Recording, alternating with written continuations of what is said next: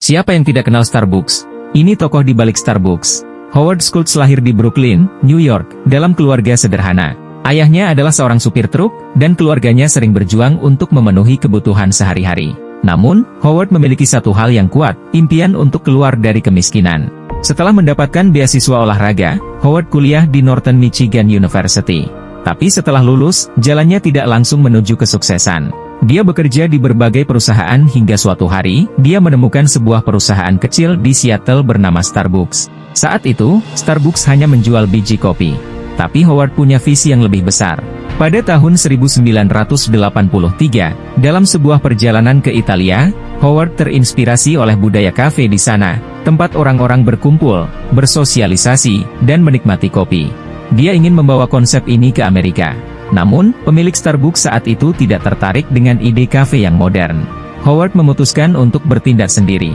Dia membuka kedai kopi pertamanya, Il Giornale, yang meskipun penuh tantangan, berkembang dengan pesat. Pada tahun 1987, Howard Schultz membeli Starbucks seharga $3,8 juta dan mulai mewujudkan visinya. Starbucks sebagai tempat ketiga antara rumah dan tempat kerja. Howard Schultz bukan hanya seorang pengusaha, dia juga seorang pemimpin yang menginspirasi.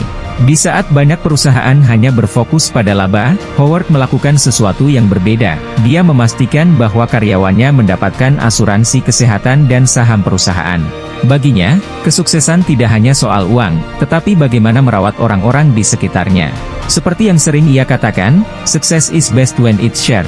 Kesuksesan terasa paling baik ketika dibagikan. Dengan kepemimpinan yang penuh perhatian dan komitmen terhadap visinya, Howard Schultz mengubah Starbucks dari 11 kedai kecil menjadi ribuan di seluruh dunia.